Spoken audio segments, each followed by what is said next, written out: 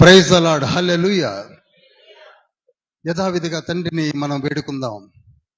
తండ్రి మనకు ఒక చక్కటి ప్రార్థన నేర్పాడు. ఏమిటనగా మీకు జ్ఞానము కొదవగా ఉన్న ఎడల నన్ను అడగండి. తండ్రి అదొకటి నేర్పాడు మనకి. అడగండి, నేను ధారాళముగా అనుగ్రహిస్తానన్నాడు. నా జ్ఞానము ఇహలోక సంబంధమైనది కాదు, కానీ పరలోక సంబంధమైనది. ఈ జ్ఞానమును పొందుకుని వారు ధన్యులు. ఈ జ్ఞానము కొరకే అరువులు చాచువారు ధన్యులు. ఈ జ్ఞానము అందరికీ కొదువుగా ఉన్నదని తెలిసి కూడా ఎందుకో పొందుకోలేకపోతున్నారు అని హోషేయ గ్రంథము 4వ అధ్యాయం 6వ వచనంలో కూడా చెప్పడం మనం చూశాం. యెషయా గ్రంథం 5వ అధ్యాయం 13వ వచనంలో కూడా చదువుతూ ఉంటాం. కానీ బట్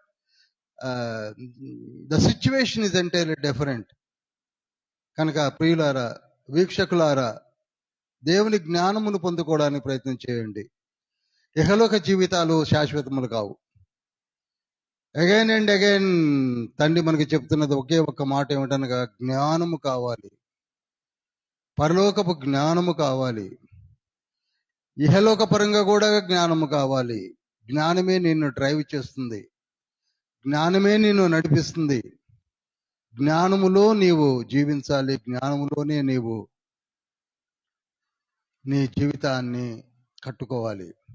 వాక్యమును యాకోబుకు తెలియజేసిన వాడని, వాక్యమును యాకోబుకు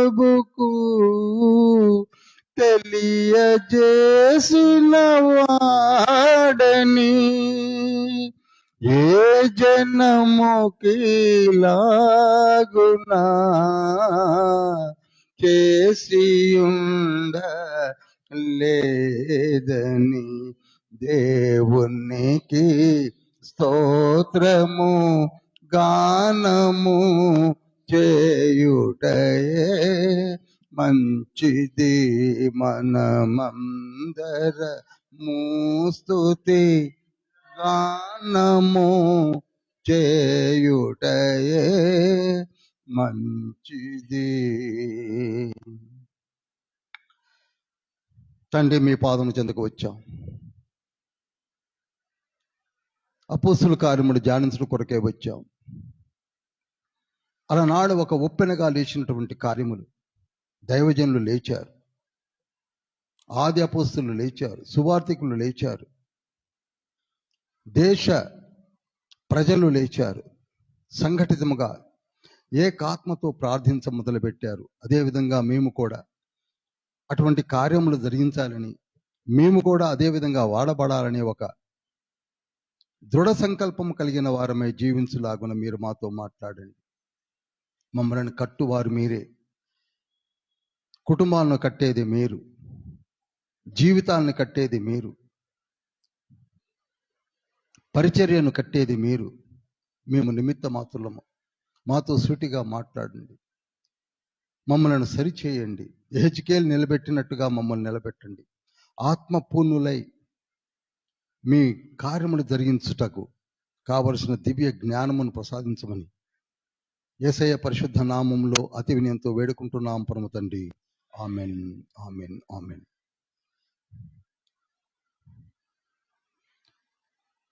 అపోస్తుల కార్యములో మూల వాక్యం ఒకటి ఉన్నది. అదేమిటనగా 1వ అధ్యాయము 8వ వచనము. అపోస్తుల కార్యములో 1:8 ఏ విధంగా ఉంది? పరిశుద్ధాత్మ మీ మీదికి వచ్చినప్పుడు మీరు శక్తి నొందెదరు కనుక మీరు యెరూషలేములోను యూదయ సమరయ దేశముల యందంతటను భూదిగంతముల వరకును నాకు సాక్షులై ఉందురని వారితో చెప్పెను. ఈ మాటలను 28వ అధ్యాయం వరకు కూడా ధ్యానిస్తూనే ఉండాలి. యేసుక్రీస్తు ప్రభువారు చివరిగా ప్రవచించినటువంటి ప్రవచనం ఇది. ఇది ప్రవచనము.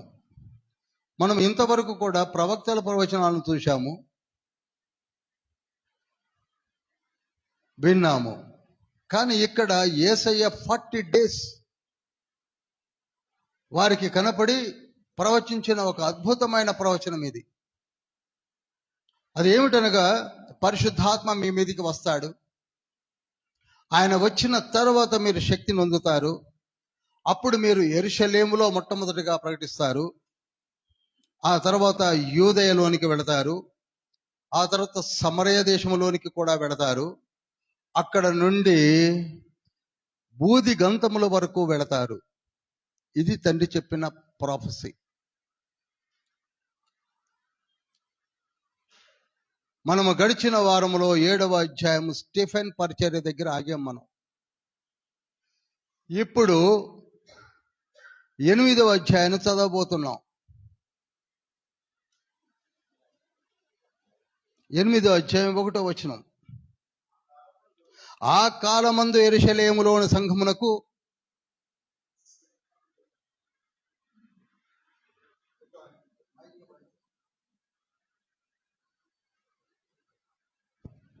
ఆ కాలమందు యెరూషలేములోని సంఘమునకు గొప్ప హింస కలిగినందున అపోస్తలుడు తప్ప అందరూ యూదయ సమరయ దేశముల యందు చెదరిపోయిరి.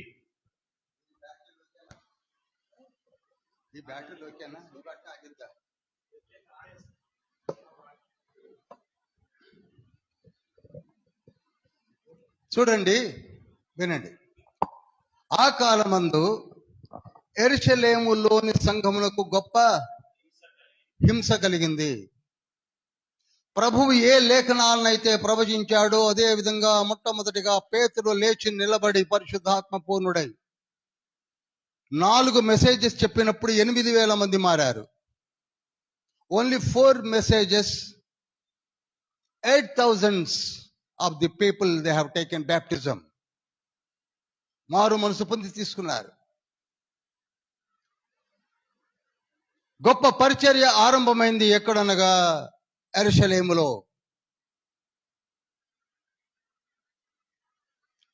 ప్రభువు పలికిన మాటలను మీరు ప్రతి అధ్యాయంలో జ్ఞాపకం చేసుకుంటూ ముందుకు సాగాలి. అలవోకగా చదవకండి, పరకాయ చేయండి. My sincere request is this, you please read it well. ఏ విధంగా మనము కూడా అందులో ఉన్నామని. ఇప్పుడు యూదయలో అద్భుతమైన పరిచర్య ఆరంభమై సంఘటితంగా లేచి ప్రార్థనలు జరిగిస్తూ గొప్ప పరిచర్య ఆరంభమైంది.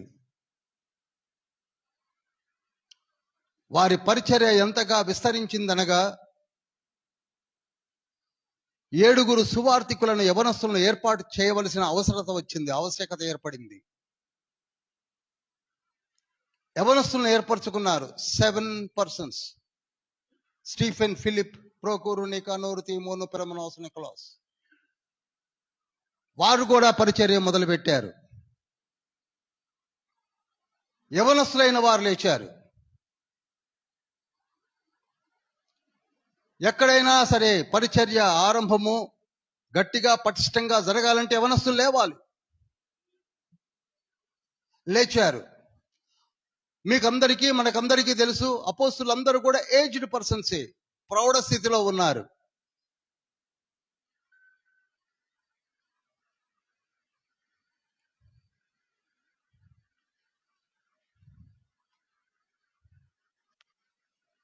లేచినటువంటి అపోస్తులు, సువార్థికులు అద్భుతమైన పరిచర్య చేస్తున్నారు. మొట్టమొదటిగా స్టీఫెన్ లేచాడు. ఇనఫ్గా మనం ధ్యానించాం. యవనస్తుడు లేచాడు. ప్రార్థనలు, యాచనలు సమర్పించి పరిశుద్ధ బైబిల్ గ్రంథం ఎంతగా చదివి ఉంటాడో మరలా చెప్పవలసిన అవసరం లేదు. అబ్రహాం చరిత్ర అంతా కూడా చెప్పాడు. మోషే చరిత్ర చెప్పాడు. యాకోబు చరిత్ర చెప్పాడు. పరిశుద్ధాత్మని యొక్క ఏర్పాటును చెప్పాడు.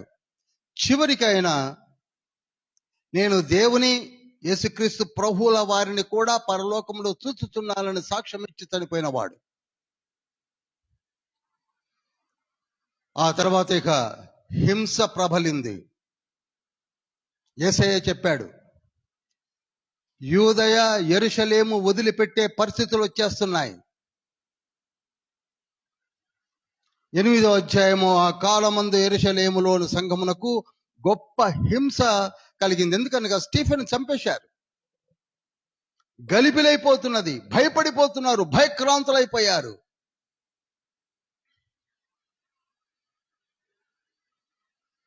అప్పుడు అందరూ కూడా యూదయకు సమరయ దేశములకు ఏమైపోయారు?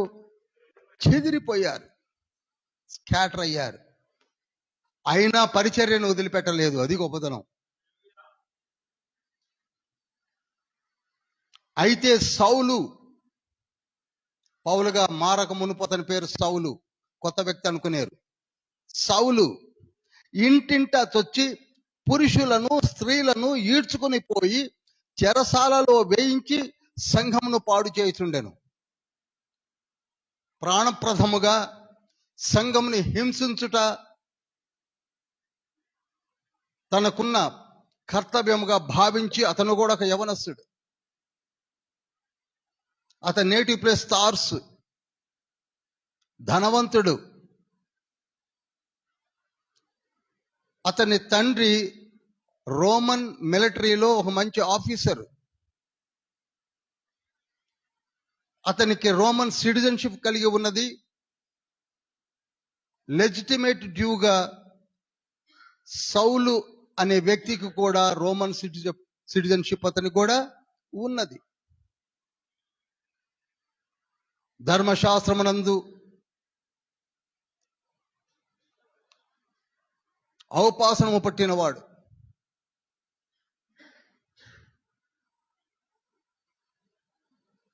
అతనికి కేవలము ధర్మశాస్త్రము తప్ప యేసుక్రీస్తు ప్రభువు ఎవరో తెలియని స్థితిలో హింసతో కూడినటువంటి పరిచర్య చేస్తున్నాడు. ధర్మశాస్త్ర పరిచర్య చేస్తున్నాడు. అతని డాక్ట్రిన్ అది. స్టిఫెన్ చనిపోయినప్పుడు కళ్ళారా చూసినటువంటి వ్యక్తి 7వ అధ్యాయంలోనే చూశాడు, సర్టిఫికేషన్ ఇచ్చాడు. అదే కార్యములను కంటిన్యూ చేస్తున్నాడు. నేను అంటున్నది ఏమిటనక, అది ఆనాడే కాదు, ఈనాడు కూడా జరుగుతున్నది. అప్పుడప్పుడు అవసరత కనుక నేను వెనక్కి వెళ్ళి చెప్తున్నాను. ప్రభువు అప్పుడే క్రీస్తు శకము 100 సంవత్సరాలప్పటి వరకు కూడా యేసు క్రీస్తు ఎవరో సరిగా తెలియనటువంటి స్థితిలో ఆది అపోస్తలులు సువార్తికులు చెప్పుతున్నటువంటి తరుణం అది.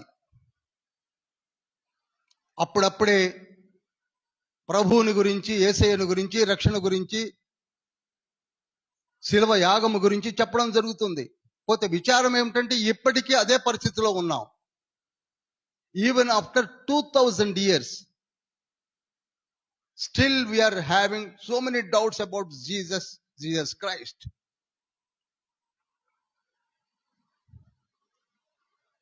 అప్పుడంటే పర్వాలేదు, ఇప్పటికీ ఉండడం అనేది ఎంత విచారకరమో చూడండి. 2 billion people are there in the world today, Christians. 200 కోట్లు ఉన్నారు.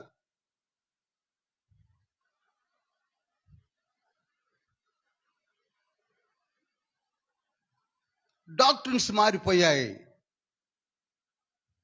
ఆ డాక్ట్రిన్స్ ని వివరించడానికే సమయం సరిపోతుంది. ఇక్కడ హింస జరుగుతూనే ఉన్నది. అప్పుడు ఇంకొక యవనస్తుడు బయలుదేరాడు. అతని పేరే ఫిలిప్పు. ఇతను సువార్తికుడు. స్టెఫెన్ తర్వాత బయలుదేరినటువంటి మరొక సువార్తికుడు ఎవరంటే ఫిలిప్పు. ఎందుకు చెప్తున్నాననగా, యవనస్తులలో ఉన్నటువంటి ఫెయిత్ను చూడండి మీరు. ఈనాడు మనలో లోపించినది ఏమిటంటే ఫెయిత్.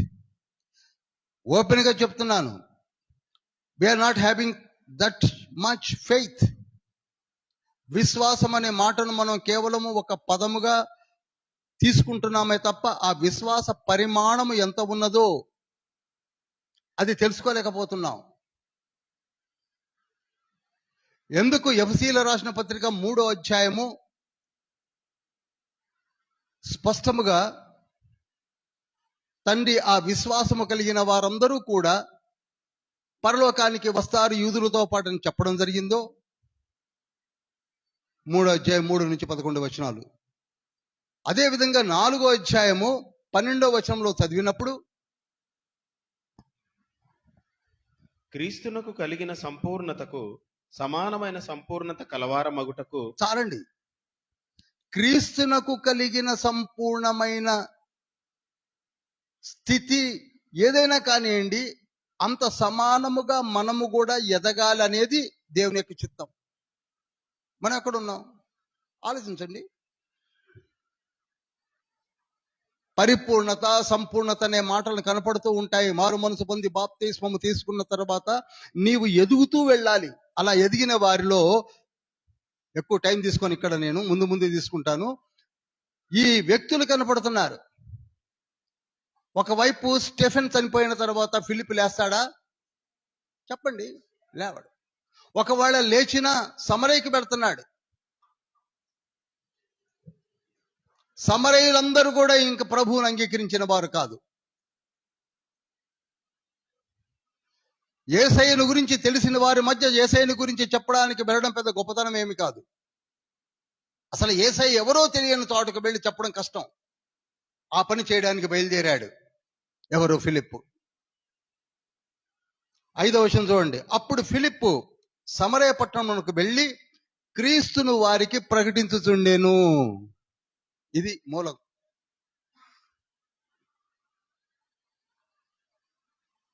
క్రీస్తును ప్రకటిస్తున్నాడు. ఎప్పుడైతే నీకు ఫెయిత్ ఉంటుందో అప్పుడు గిఫ్ట్స్ ఉంటాయి. అవి లేవు ఇవి లేవు అనుకుంటూ కూర్చోకండి. When you are having faith, definitely God will give you gifts. Definite గా ఇస్తాడు. ఇది నేను ఎంత గట్టిగా చెప్పమని అంత గట్టిగా చెప్పగలను. బైబిల్ చెప్తున్నది. హెబ్రీ పత్రిక 13:8 ఆ యేసయ్య నిన్న నేడు ఏకరీతిగా ఉన్నాడు. ఏకరీతిగా, మార్పు లేని దేవుడు, మార్పు లేని యేసయ్య ఎవరంటే యేసయ్యే. మలాకీ గ్రంథము 3:6 కూడా ఉంటుంది. ఆ మార్పు లేని తండ్రి ఎప్పుడైనా అదే విధంగా ఇస్తాడో అదే విధంగా వాడుకుంటాడు. కాలములతో సంబంధం లేదు. యేసయ్యకి కావాల్సింది ఏమిటంటే ఫెయిత్. నేను ఆఫ్టర్ ఆల్ సువార్థికుడు, ఒక ఇవాంజలిస్ట్, ఒక యవనస్తుడు. చూడండి 6వ వచనంలో, జన సమూహములు విని ఫిలిప్పు చేసిన సూచన క్రియలను చూచినందున అతడు చెప్పిన మాటల యందు ఏక మనసుతో లక్ష్యముంచగా అనేకులను పట్టిన అపవిత్రాత్మలు పెద్ద కేకలు వేసి వారిని వదలిపోయెను. పక్షవాయువు గల వారును కుంటివారును అనేకులను స్వస్థత పొందిరి. అందుకు ఆ పట్టణములో మిగిలిన సంతోషము. అది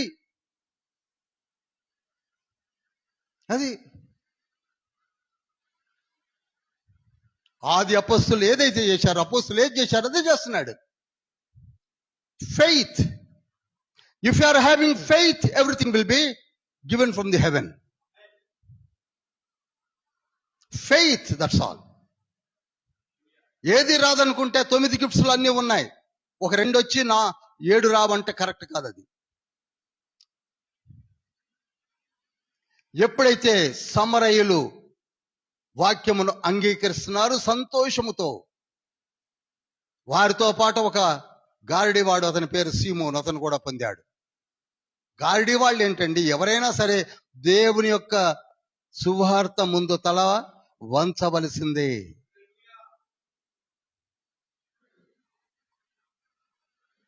ఈనాడు ఇటువంటి పరిచర్య మనతోటి తండ్రి జరిగించాలనే ఒక సంకల్పం కలిగి ఉన్నాడు. మనతోటి, యవనస్తులతోటి అలనాడు ఎలా జరిగిందో అదేవిధంగా ఈనాడు జరిగించాలని. అయితే వారు కాండక్ట్ను, క్యారెక్టర్ని కాపాడుకున్నారు. మరి ఈనాడు we are not having conduct, we are not having character at all. మన క్యారెక్టర్ లేదు, కాండక్ట్ లేదు. వారు ఎందుకు వాడబడ్డారనగా వారికి కాండక్ట్ ఉంది, క్యారెక్టర్ ఉంది. మన దగ్గర అవి రెండూ లేవు.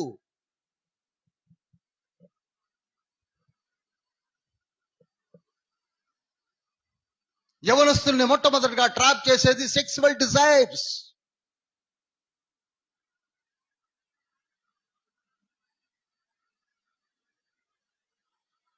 ఉమెన్, స్త్రీ, వనిత. మీరు ఎక్కడైనా చూడండి, మా పాస్టర్ గారు అన్ని బాగానే ఉంది కానీ ఒక్కటే అంటారు. అదేమిటంటే ఇదే, బికాస్ ఆఫ్ దేర్ ఏజ్. దాన్నే క్యారెక్టర్.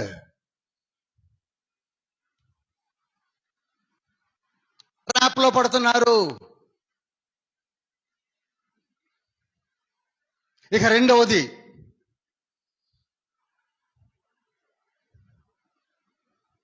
బయటికి పోయేదే డబ్బులకి. మేము ప్రకటిస్తే మాకెంత ఇస్తారు? నాకు తెలిసి యాక్టింగ్ డ్రైవర్స్ ఉండేవాళ్ళు, ఇప్పటికీ ఉన్నారనుకుంటా. ఇప్పుడు యాక్టింగ్ పాస్టర్స్ వచ్చారు. I'm very sorry to say, తప్పేమి లేదు. డిమాండ్.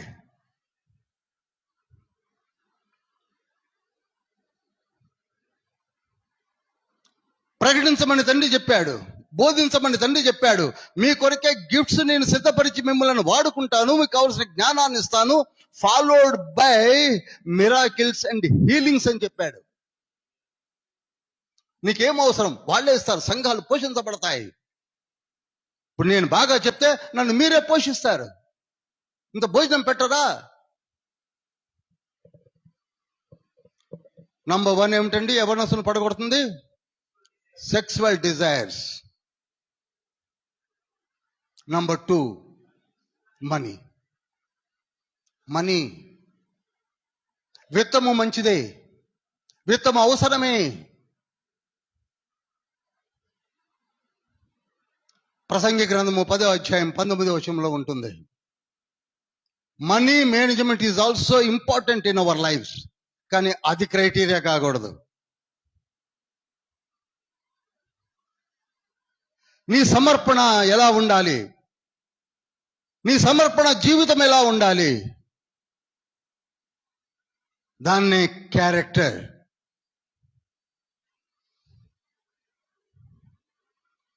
మూడవది కాండక్ట్.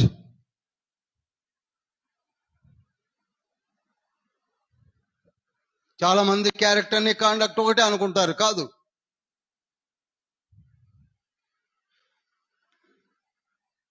కండక్ట్ అనగా నీ నడవడి, నీ విధానము. కొందరు చూడండి ఎంత గర్వంగా ఉంటారో, బోధకులు, కాపరులు. ఈగో మంచి పదం అది ఇంగ్లీష్లో. గర్వానికి హెచ్చింపుకి మధ్యలో ఏలాడుతూ ఉంటుందా ఈగో అనేది. ఇంకొక మంచి పదం ఉంది ఇంగ్లీష్లో, హిపోక్రైట్ అంటారు. నోట్ చేయండి. హిపోక్రైట్ అనగా పర్యాయ పదాలు చెప్పాలన్నా మీకు తెలుగులో, దొంగ భక్తి, మోసగాడు, వంచకుడు, మాయగాడు, ఇన్ని పదాలు ఉన్నాయి.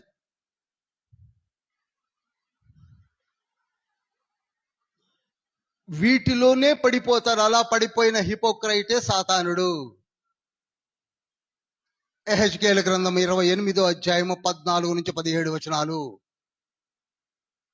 His one of the best example. Hypocrite ఎవరంటే సాతానుడు, లూసిఫర్.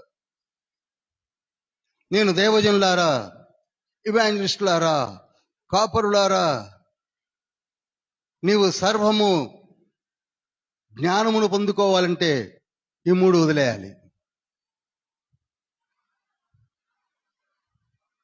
దరిదాపులలోనికి రానివ్వకండి. నంబర్ 1 వనిత, 2 విత్తము, 3 గర్వము. అందుకే 1 తిమోతి పత్రికలో ఏమన్నాడు? 4వ అధ్యాయం 11-12 వచనాలు చదువుతారా? నీ యవ్వనమును బట్టి ఎవడును నిన్ను తృణీకరింపనీయకము గాని మాటలోను, ప్రవర్తనలోను, ప్రేమలోను, విశ్వాసములోను, పవిత్రతతోను విశ్వాసులకు మాదిరిగా ఉండుము. చూడండి, సౌలు గారి ద్వారా పరిశుద్ధాత్మ తండ్రి ఎటువంటి ఆణిముత్యాల లాంటి మాటలు లిఖింపజేశాడు. చాలా ఇంపార్టెంట్ అయిన పత్రికలు రెండు, 1 తిమోతి అండ్ 2 తిమోతి. నీ యవ్వనమును బట్టి అన్నాడు.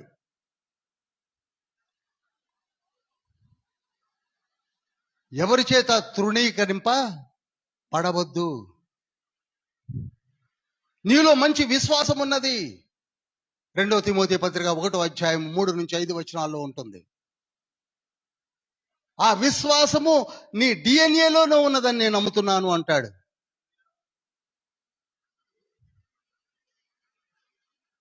లోయిస్లోను యూనిస్లోను కూడా ఆ విశ్వాసం ఉన్నది. ఆ విశ్వాసమే నీలో కూడా ఉన్నది. నీవు కూడా మంచి విశ్వాసవి కనుక నీవు యవ్వన స్థితిలో ఉండి ఎలా ఉండాలి? ఒకసారి మళ్ళీ చదవండి పాస్టర్ గారు. 4:11 and 12. యవ్వనమును బట్టి ఎవడును నిన్ను తృణీకరింపనీయకము గాని మాటలోను ప్రవర్తనలోను, చూడండి, మాటలోను ప్రవర్తనలోను ప్రేమలోను విశ్వాసములోను పవిత్రతలోను విశ్వాసులకు దిస్ మాదిరిగా ఈజ్ ఉండుము. Character and conduct. అందరికీ మాదిరిగా ఉండు. చెప్పడం కాదు, బోధించడం కాదు, ప్రకటించడం కాదు, మాదిరిగా ఉండాలి. నీ క్యారెక్టర్ని, నీ కాండక్ట్ నువ్వు కాపాడుకోవాలి. రోమీలు రాసిన పత్రిక 2వ అధ్యాయం 21వ వచనంలో ఉంటుంది. అందరికీ బోధించి నీవు తప్పిపోతే నీ క్యారెక్టర్ ఎక్కడా? నీ కాండక్ట్ ఎక్కడా?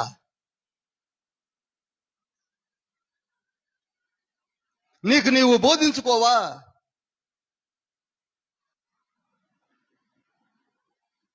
రెండో తిమోతి పత్రిక 2వ అధ్యాయం 22వ వచనంలో కూడా, తిమోతి నీ యవనేచ్ఛలలో నుండి నీవు పారిపో. పవిత్ర హృదయులై ప్రభువునకు ప్రార్థన చేయు వారితో కూడా నీతిని, విశ్వాసమును, ప్రేమను, సమాధానమును వెంటాడము. చూడండి, పవిత్ర హృదయము కావాలి అంటే ఈ స్త్రీ అనే ఆశ నుండి పక్కకు ఉండాలి అని చెప్తున్నాడు. నువ్వు ఎంత ఎత్తుకన్నా ఎదుగు, నీ హృదయము పవిత్రంగా ఉండాలంటే దానికి ఇప్పుడు చెప్పిన మూడిటికే కొంచెం పక్కగా ఉంటేనే నీ క్యారెక్టర్, నీ కాండక్ట్.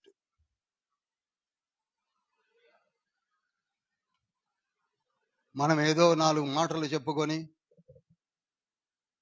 వెళ్ళిపోతూ ఉంటాం వింటూ.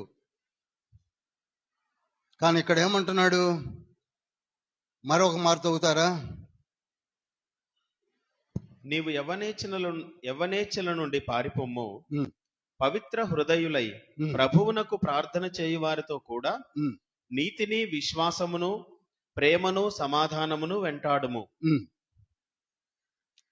ఈ వీటిని మనం వెంటాడాలంటే 21వ వచనంలోనే, ఎవడైనను వీటిలో చేరక తను తాను పవిత్ర పరుచుకునిన ఎడల వాడు పరిశుద్ధపరచబడి యజమానుడు వాడుకొనుటకు అర్హమైన పాత్ర అవుతాడు. నిన్ను యేసయ్య వాడుకోవాలంటే ఈ మాటలు జాగ్రత్త ఓ యవనస్తుడా. మనలో ఉన్న యవనస్తులు, వీక్షిస్తున్న యవనస్తులు గుర్తుంచుకోవాల్సింది ఏమిటంటే, బాగా చదవడం వల్ల వాడుకుంటాడనో,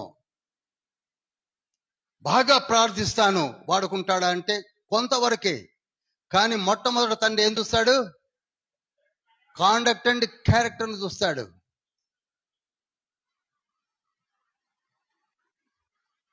నువ్వు వేసుకున్న డ్రెస్ను కానీ, నువ్వు వచ్చినటువంటి విధానము కానీ, నీకున్నటువంటి స్థితిగతులను కానీ చూడడు తండ్రి. తండ్రి ఎప్పుడు పై. మొదటి సమూయేలు గ్రంథం 16వ అధ్యాయం 7వ వచనం, గళతీయులకు రాసిన పత్రిక 2వ అధ్యాయం 6వ వచనము. మన వేషాలు చూసుకుంటా కూర్చోడు తండ్రి, పాత్రను చూస్తాడు తండ్రి. ఒకసారి నాకు రిథమ్ ఇవ్వు, పాట పాడతాను. రిథమ్ ఇవ్వు. నాకు ఇష్టమైన పాట అండి ఇది. చూడండి, దయచేసి వినండి. మరలా చదువుతున్నాను. 2 తిమోతి పత్రిక 2వ అధ్యాయము 20వ వచనంలో ఉంటుంది. గొప్ప ఇంటిలో వెండి పాత్రలు బంగారు పాత్రలు కాక కర్రవి మంటివి కూడా ఉంటాయి. వాటిలో కొన్ని ఘనతకు కొన్ని ఘనహీనతకు వినియోగించబడతాయి. వీటిలో చేరకూడదు. చాలా మంది బోధకులు వీటిని కూడా తప్పుగా అర్థం చేసుకున్నారు. బంగారు పాత్రగా వెండి పాత్రగా ఉంటే వాడుకుంటాడేమో అనుకొని చెప్పిన వాళ్ళు కూడా ఉన్నారు. అసలు వాటిలో చేరవలసిన అవసరమే లేదు. తండ్రికి కావలసింది కడగబడిన పాత్ర. యజమానుడు వాడుకొనుటకు అర్హమైన పాత్రగా ఉండుటకు, యజమానుడు వాడుకొనుటకు అర్హమైన పాత్రగా ఉండుటకు జీవితాంతం పోరాడు, అలసిపోకు ఏనాడు.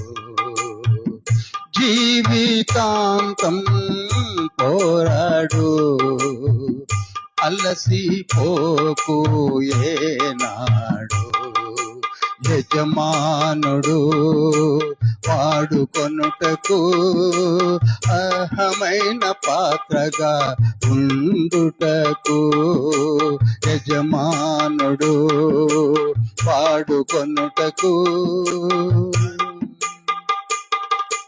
గొప్ప ఇంటిలో వెండి పాత్రలు బంగారు పాత్రలు, గొప్ప ఇంటిలో వెండి పాత్రలు బంగారు పాత్రలు, మట్టి పాత్రలు కర్ర పాత్రలు, మట్టి పాత్రలు కర్ర పాత్రలు, ఘనతకు కొన్ని ఘనహీనతకు కొన్ని, ఘనతకు కొన్ని ఘనహీనతకు కొన్ని, వీటిలో చేరని నాడు పవిత్రముగా జీవించిన నాడు, వీటిలో చేరని నాడు పవిత్రముగా జీవించిన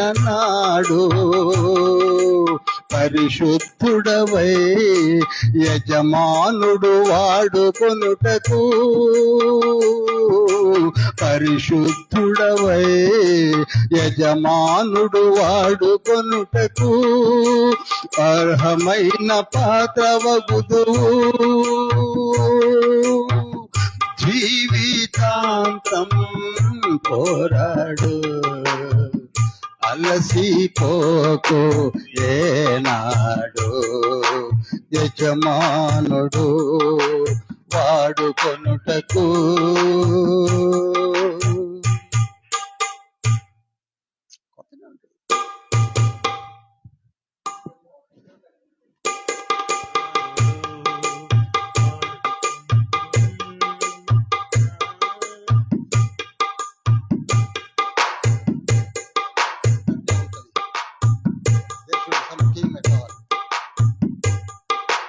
ఎవని చెలను వీడుమో, యేసు ప్రభువును వేడుమో. ఎవని చెలను వీడుమో, యేసు ప్రభువును వేడుమో. నీతిని విశ్వాసమును ప్రేమను సమాధానమును, నీతిని విశ్వాసమును ప్రేమను సమాధానమును వెంటాడుము, శోధించుము, సాధించుము. వెంటాడుము, శోధించుము, సాధించుము. యజమానుడు వాడుకొనుటకు అర్హమైన పాత్రగా ఉండుటకు. యజమానుడు వాడుకొనుటకు అర్హమైన పాత్రగా ఉండుటకు. జీవితాంతం పోరాడు, అలసిపోకు. జీవితాంతం పోరాడు, అలసిపోకు ఏనాడు. అందుకే తండ్రి అంటున్నాడు ఫిలిప్పీలు రాసిన పత్రిక 4:8 ఫిలిప్పీలు రాసిన పత్రిక 4:8 మెట్టుకు సహోదరులారా, ఏ యోగ్యతైనను మెప్పైనను ఉండిన ఎడల ఏవి సత్యమైనవో, ఏవి మాన్యమైనవో, ఏవి న్యాయమైనవో, ఏది పవిత్రమైనవో, ఏవి రమ్యమైనవో, ఏవి ఖ్యాతి గలవో.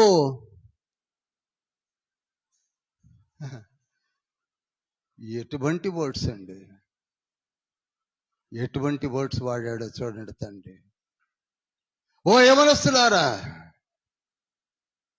నీవు వాడబడాలి, చక్కగా బోధించాలి, దేవుని కార్యములు జరిగించాలంటే ఇవి కావాలి.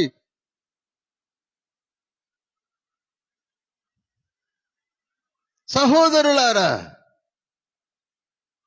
తండ్రి మెప్పును పొందుకోవాలన్నా, నీవు నిలబడాలంటే కావలసింది ఏమిటంటే, ఏవి సత్యమైనవో, ఏవి మాన్యమైనవో, ఏవి న్యాయమైనవో, ఏవి పవిత్రమైనవో, ఏవి రమ్యమైనవో, ఏవి ఖ్యాతి గలవో వాటి యందు లక్ష్యం ఉంచండి.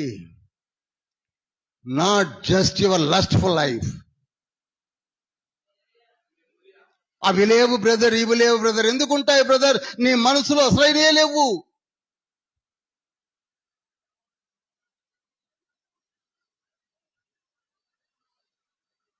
అందుకే తిమోతి లేచాడు, సువార్తికులు లేచారు, తీతుకు లేచాడు.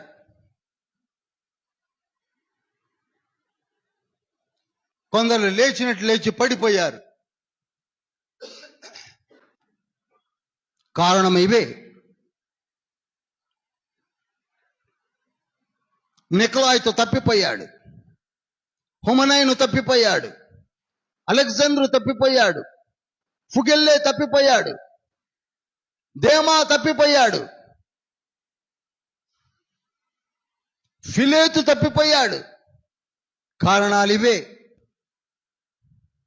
మనకి కూడా ఏవి మాన్యమైనవో, ఏవి రమ్యమైనవో, ఏవి ఖ్యాతి కలవో వాటి యందు మనకి ఆసక్తి లేదు.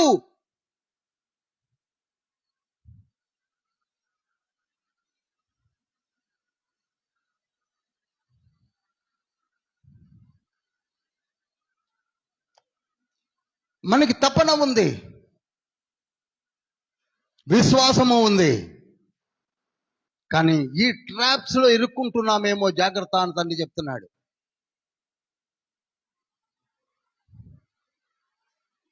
గారడివాడు కూడా ఫిలిప్పు పరిచర్యను చూసి మారు మనసు పొంది బాప్తిస్మము తీసుకొని ఏం కావాలని కోరుకుంటున్నాడు? ఇగో, హిపోక్రైట్ గా మారిపోతున్నాడు, మాయగాడుగా. మాయ లక్షణాలు అలానే ఉండిపోయాయి. ఎవరి మీద నేను చేతులు ఉంచితే వాడు ఆ పరిశుద్ధాత్మను పొందుకోవాలనే వరం నాకు ఇస్తావా పీటర్ అని అడిగాడు. అవన్నీ తండ్రి ఇస్తాడు నీకు. నీవేమీ హైరాణ పడవలసిన అవసరం లేదు. నీ హృదయము కుచితముతో నిండి ఉన్నది అని పీటర్ గద్దించాడు. మనలో కూడా కొందరు వెళతారు దేనికంటే కేవలం వారికి ఉన్న జ్ఞానాన్ని ఎగ్జిబిట్ చేద్దామని, షో చేద్దామని పెడతారు. No, it's not correct. నీ షో ఎంత, నీ జ్ఞానం ఎంత, మన జ్ఞానం ఎంత, మనం ఎంత? చతికిల పడిపోతారు. అలా చతికిన పడిపోయిన వాడే నికలాయిత్. ప్రకటన గ్రంథం 2:6 అంటున్నాడు, నేను నికలాయితుల బోధలను అసహించుకొనుచున్నాను. ప్రకటన గ్రంథం 2:14-16 కూడా అంటున్నాడు, I dislike the preachings of the Nicolaite. ఈనాడు అదే పరిస్థితి. ఎందుకు అంత శ్రమపడి రక్షణలోనికి నడిపించవలసిన వారు ఈనాడు స్టీఫెన్ చేసింది సువార్త పరిచర్య. ఫిలిప్ చేస్తున్నది ఏంటండి? చెప్పరు, సువార్త పరిచర్య. చూడండి ఇప్పుడు అపోస్తుల కార్యములు 8వ అధ్యాయము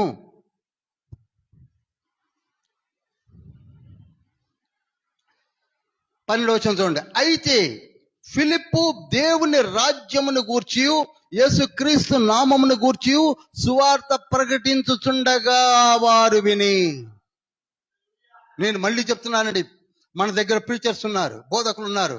డోంట్ ఫర్గెట్, మీరు ఎక్కడికి వెళ్ళినా నేను ఎప్పుడు నా శిష్యులకు అదే చెప్తాను, సువార్తను ప్రకటించండి. బైబిల్ స్టడీ కాదు ఇది. సువార్తను ప్రకటించండి. భూతద్దం పెట్టి వెతికితే సువార్త అనే పదం ఎన్ని మార్లు కనపడద్దు అపోస్తుల కార్యములో.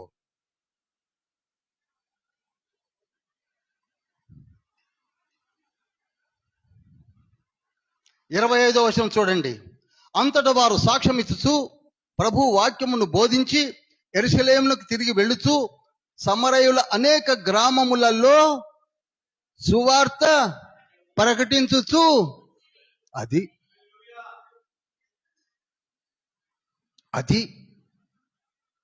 The essence of the preachings ఏమిటంటే సువార్త. నేను అక్కడ పోయి ఓఫో, కొందరు చెప్తారు, అన్నా అగ్ని పడింది. ఎక్కడ పడింది అగ్ని? ఇక దెయ్యాలైతే లైన్ కట్టాయట ఆయన ముందు. ఇవి చెప్పడానికి నేను పిలిచింది తండ్రి.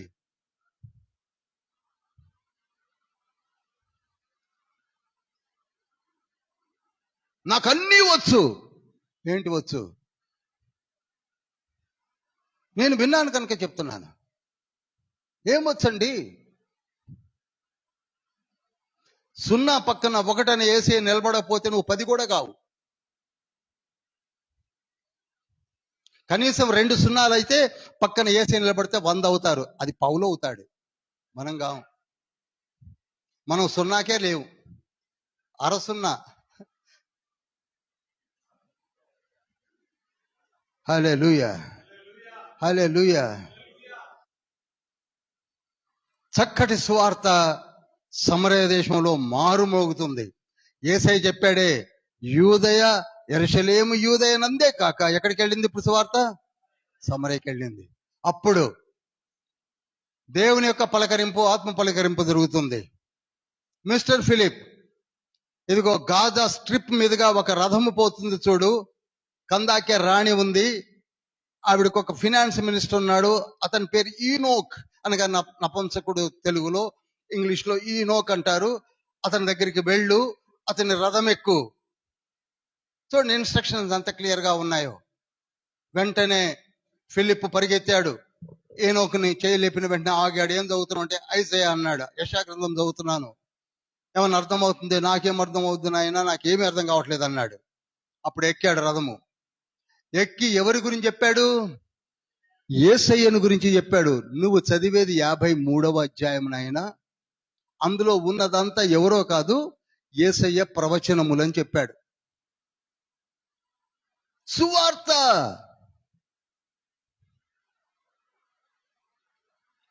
అపోస్తుల కార్యములు 8వ అధ్యాయము 35వ వచనం ఏమనుందో చదవండి. అందుకు ఫిలిప్పు నోరు తెరిచి ఆ లేఖనమును అనుసరించి అతనికి యేసును గూర్చిన సువార్త ప్రకటించెను. చాలండి. ఏం ప్రకటించాడు? యేసయ్యను గూర్చిన సువార్త ప్రకటించాడు. అదే మనం అయితే కూర్చోబెట్టి ఇక యెషయా గ్రంథం ఎత్తుకుంటాం.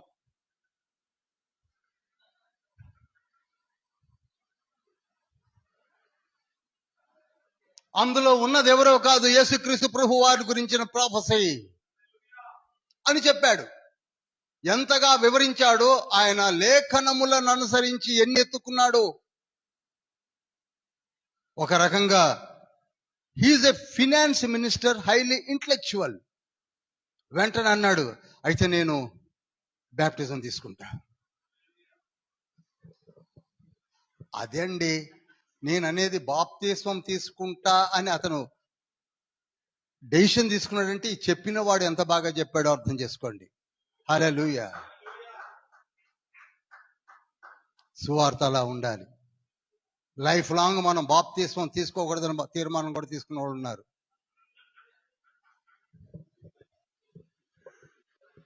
ఆయనకేం అవసరం? Is a finance minister. రథం మీద పోతున్నాడు.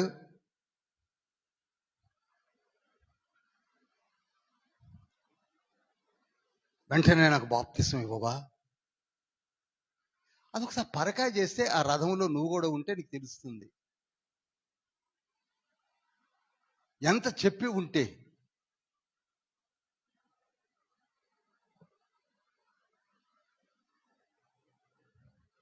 వెంటనే బాప్తిస్మం తీసుకున్నాడు.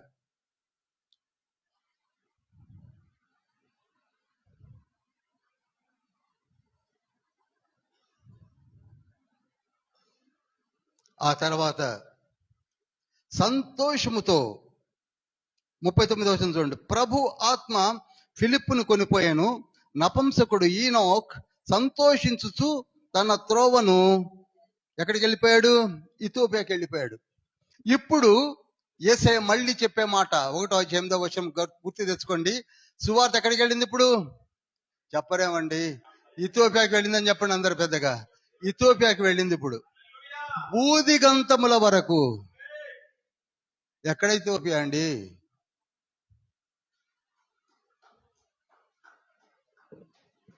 ఆయన ఎంతమందికి చెప్పాడు? ఫ్రెష్గా నేను బాప్టిజం తీసుకున్నాను, నేను మారుమనసు పొంది బాప్టిజం తీసుకున్న కొత్తలో ఎంతమందికి చెప్పానో నా సాక్ష్యం. ఓపెన్ ఎయిర్స్లో చెప్పానండి. నేను వినవాళ్ళు ఉన్నారు కొత్తగూడెంలో. ఎక్కడంటే అక్కడ నేను ఏమని చెప్పాడు? నేను మారుమనసు పొంది బాప్టిజం తీసుకున్నాను, ఎస్ అని చెప్పేవాడిని. ఆనందం వేరండి. ఈరోజు బాప్తిస్మం తీసుకున్నారంటే ముసిముసి నవ్వులు నవ్వుతున్నారు.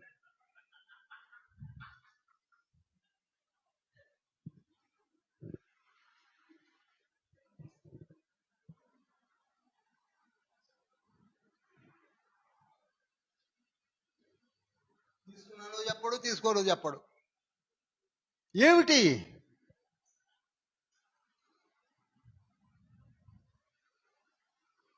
ఇక ఫిలిప్ ఎక్కడికి వెళ్ళిపోయాడు? 39వ వచనం. ప్రభు ఆత్మ ఫిలిప్పును ఆజోతునకు తీసుకొని వెళ్ళాను. ఆజోత్ అంటే, నేను మళ్ళీ మీకు చెప్తున్నానండి, అపోస్తుల కార్యములు చదివేటప్పుడు అందరు యూత్కి చెప్తున్నాను, పక్కన పటాన్ని పెట్టుకోండి, మ్యాప్ని పెట్టుకోండి. దీన్ని కూడా 3 డైమెన్షన్స్లో చదవండి. నేను అలా చదివాను. ఒకసారి అపోస్తుల కార్యములు చదివేసి నాకు వచ్చింది బ్రదర్ అంటే ఏమి రాదు బ్రదర్. News paper చదివినట్టే. నీ పక్కన మ్యాప్ ఉండాలి. ఇప్పుడు ఆజోద్ ఎక్కడుంది ఎవరికి తెలుసు? ఆజోద్ అనేది గాజా స్ట్రిప్. మధ్యధరా సముద్రము బోర్డు వద్దన్నా నేనే. మధ్యధరా సముద్రము పక్కనే షీషోరు, పక్కన అనుకున్న పట్టణాల్లో కైసరియా అని ఉంటుంది. ఆ కైసరియా అనే పట్టణానికి పక్కనే ఆజోత్ ఉంటుంది. ఆ ఆజోత్కి వెళ్ళాడు ఈయన. ఎవరు? ఫిలిప్. ఎందుకనగా ఇతని నేటివ్ ప్లేస్ కైసరియా.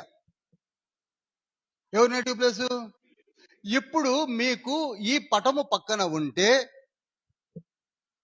ఈనోకేమో ఇథియోపియాకి వెళ్ళిపోయాడు. అసలు ఇథియోపియా ఎక్కడుందో మనకేం తెలుసు? చెప్పండి, తెలియదు. కొంచెం, అందుకే నేను మొన్న మధ్యన చెప్పాను, కొంచెం లిటరసీ ఉండాలి, కొంచెం డెవలప్ చేసుకోవాలి మనం కూడా.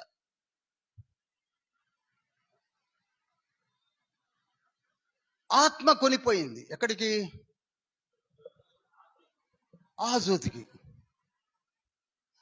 పరిశుద్ధాత్ముడు తీసుకొని వెళతాడంట. తీసుకొని వెళతాడని ఇక్కడ లేఖనం స్పష్టంగా మనతో మాట్లాడుతున్నది. అది కూడా కొట్టిపారేస్తారు. ఏలియా కర్మేలు దగ్గర ఉండి ఆహాబుతో చెప్పాడు. ఏమని చెప్పాడు? వర్షము రాబోతున్నది, నీవు రథమెక్కి శకమునకు వెళ్ళు, అనగా షోమ్రోను. ఏలియా ఉన్నది షోమ్రోను పట్టణంలో, కానీ ఆహాబు ఉన్నది షోమ్రోను పట్టణంలో ఉన్న రాజు. కానీ ఎక్కడికి పిలిపించాడు ఏలియా చెప్పలేమండి. కర్మేలుకు రమ్మన్నాడు. అర్థమవుతుందండి? అర్థమవుతుందా? చాలా దూరం, దగ్గరగా 180 కిలోమీటర్లు ఉంటుంది. పటంలో చూడండి, మీకు కనపడుద్ది షోమ్రోన్ ఎక్కడుందో, కర్మేలు ఎక్కడుందో. నువ్వు వస్తావా? నీకు వర్షం కావాలంటే రా. 3.5 సంవత్సరాల నుంచి నీటి చుక్క లేకుండా ఉంది కదా అని దేశం అంటే అన్నీ వస్తా అని గుర్రం వేసుకుని రథం వేసుకుని వచ్చాడు. వచ్చిన తర్వాత 7 మార్లు ప్రార్థన చేస్తుంటే చూస్తా ఉన్నాడు. ఈడేంటో మోకాళ్ళు ఉంటున్నాడు. మేఘం కనపడుతుందా అంటున్నాడు. ఏమి లేదంటున్నాడు ఆ శిష్యుడు. 7 మార్లు వేసరికి అయ్యా అరిచేయంత చాలు, కుంభవృష్టి రాబోతున్నది, ఆహబ్ రాజా కమాన్ వెళ్ళిపో అన్నాడు. ఆయన రథం వేసుకొని బయలుదేరాడు. రథంలో ఉంటాడు కదా సారథి, వెనక కూర్చున్నాడు. తీరా క్యాపిటల్ సిటీకి వచ్చేసరికి ఆయన కంటే ముందు, కోట ముందు ఎవరున్నారు? ఏలియా ఉన్నాడు. హల్లెలూయా. ఎవరు తెచ్చారు? రథం కంటే ముందుగా ఏలియా వచ్చి అక్కడ ఉన్నాడు. పరిశుద్ధాత్ముడు. హల్లెలూయా, హల్లెలూయా. లెట్ us say loudly హల్లెలూయా, హల్లెలూయా. పరిశుద్ధాత్ముడు తీసుకెళ్ళిపోతాడండి, ఎత్తుకెళ్తాడు. ఇది మనం నమ్మం. యెహెజ్కేలు గ్రంథము 3వ అధ్యాయం 12వ వచనం అనుకుంటా, ఒకసారి చూడండి. పరిశుద్ధాత్మ నన్ను ఎత్తుకొని పోయాను అని రికార్డు చేస్తున్నాడు యెహెజ్కేలు. ఎవరు తీసుకెళ్లారట? అంతలో ఆత్మ నన్ను ఎత్తుకొని పోగా. చాలండి. హల్లెలూయా. ఎన్ని చెప్పాలి?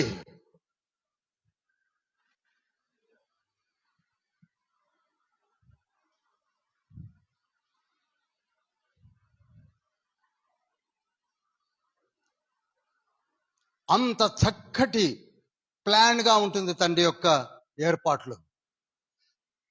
వాటిని పొందుకున్న వారు ధన్యులు. ఇప్పుడు అక్కడ సమరయులందరూ కలిసి విశ్వసించి సువార్తను నమ్మినది ఒకెత్తైతే, ఒకే ఒక్క ఈనోక్ నమ్మి ఇథియోపియాకు పోవడము దేవుని దృష్టిలో మరి ఒక ఎత్తు. నేను కూడా చెప్తున్నాను, ఇక్కడ మనము కూర్చున్న వారిలో ఒక్కళ్ళు లేచినట్లయితే, ఒక్కడు, 1 person is more than enough. ఒక్కడు చాలు. ఒక్క ఫిలిప్ చాలండి సమరయ్యను మార్చడానికి. మూకమ్మడికి అందరు పండక్కల ఒకే ఒక్క ఫిలిప్ మార్చేశాడు సమరయ్యని. ఆ ప్రయత్నాలే మనం చేస్తున్నాం ఇప్పుడు. కానీ దానికి రెస్పాండ్ అవ్వాల్సిన బాధ్యత ఎవరిది? సంఘనది, సంఘమునది.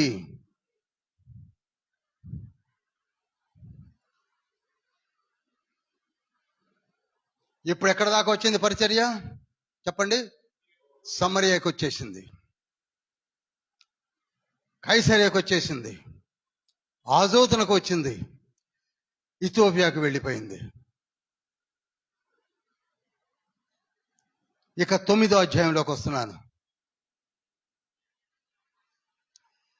సౌలు ఇంకను ప్రభు యొక్క శిష్యులను బెదిరించుచు హత్య చేయుచు తనకు ప్రాణాధారమైనట్టు ప్రధాన యాజకుని యొద్దకు వెళ్ళి, ఈ మార్గమందున్న పురుషులనైనను స్త్రీలనైనను కనుగొనిన ఎడల వారిని బంధించి యెరూషలేమునకు తీసుకొని వచ్చి శిక్షించడానికి పత్రికలు కావాలని అడిగాడు. I want orders.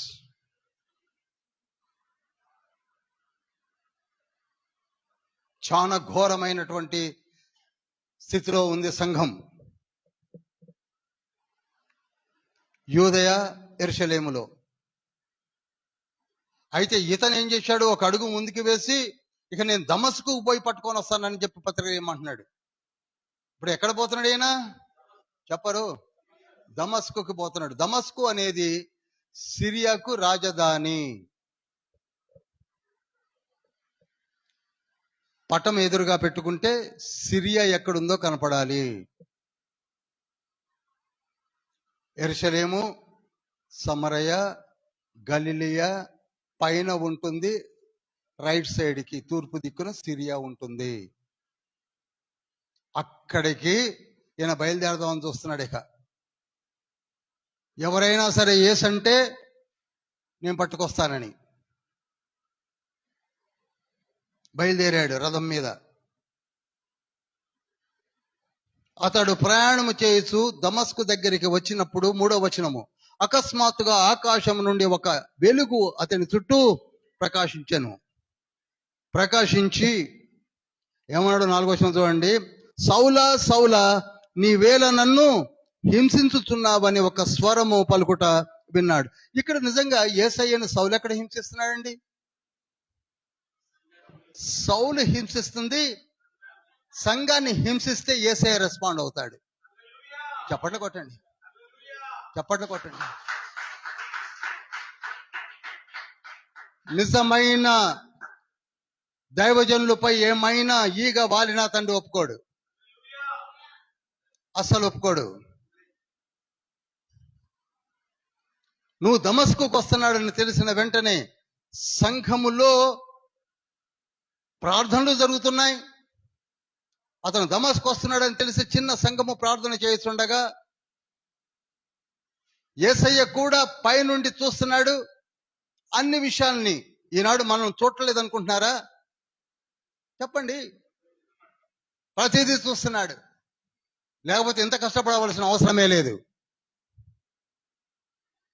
నీవు చేసే ప్రతి కార్యమును ఆయన చూస్తున్నాడు. కీర్తన 33:13 ప్రకారంగా 33:13 చాలా ఇష్టం నాకు. ప్రతిదీ చూస్తూ ఉంటాడు, ప్రతిదీ గమనిస్తూ ఉంటాడు. అందుకే సౌలా సౌలా, నీవు ఎందుకు నువ్వు హింసిస్తున్నావు? డామును పడిపోయాడు. పడిపోవడము 3 దినములు కళ్ళు కూడా కనపట్ల. ఆ వెలుగును చూసిన మన కన్నులు ఎలా ఉంటాయో ఆ వెలుగుకి డాజిల్ అయిపోయినాయి.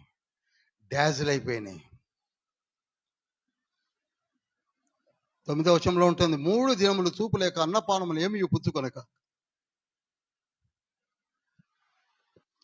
అప్పుడు వెంటనే ఒక ఇన్స్ట్రక్షన్స్ పాస్ అనేది అననీయ అనే దైవజనుడకు.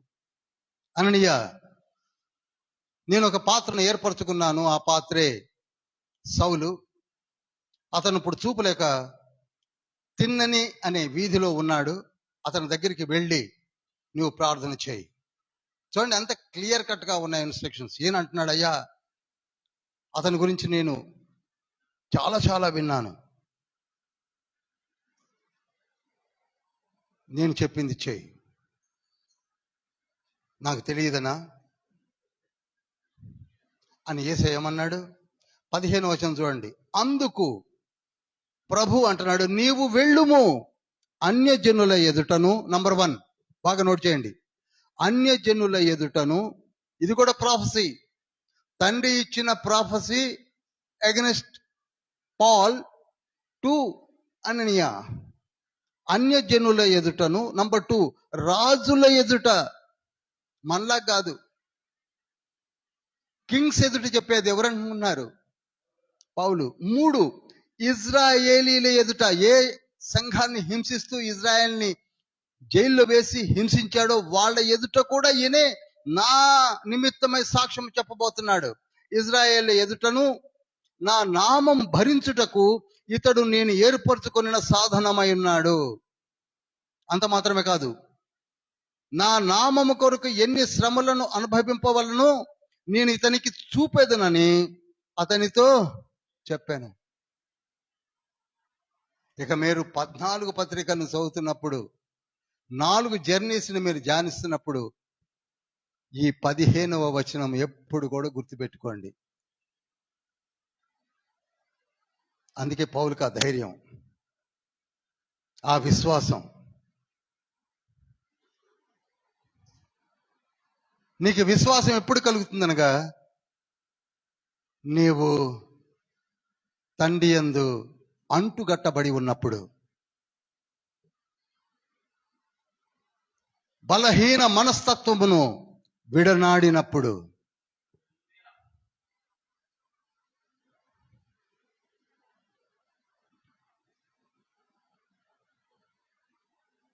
ఆ తర్వాత సౌలు లేచి బాప్తిస్మం తీసుకున్నాడు. అదే ఇప్పుడు మనమైతే ఇంకా నాకెందుకు బ్రదర్ బాప్తిజం, ఆల్రెడీ నేను యేసయ్యను చూశా. 3 రోజులు కనపడకపోతే ఎవరో అననీయ నన్ను లేపాడు,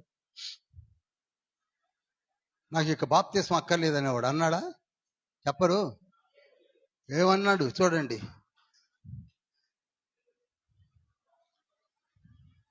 18వ వచనం.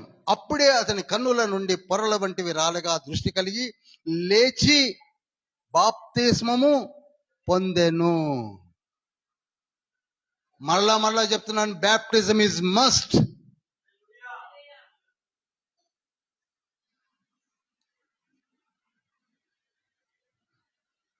ఇక్కడ వచనం ఒక విషయం గుర్తుకొస్తుంది. మనిషి అంటే అసలు నిర్వచనం ఇది అర్థం, మనసు కలిగిన వాడు అని రాసుకోండి. ఆయన మనిషి అంటారు. మనం మనిషిని పిలువబడుతున్నాం కానీ మనకి మనసు లేదు. ఇక మరికొందరేమో మనతో సమానమని జంతువులు చెప్పుకుంటున్నారు. జంతువులు, నేను సింహం అని, నేను పులి అని, నేను ఏనుగని, వాటికి మనసు లేదు. ఉంటే మనిషి ఏనుగు అనేవాడు తండ్రి. మనసు కలిగినది ఎవరండి? మనిషి.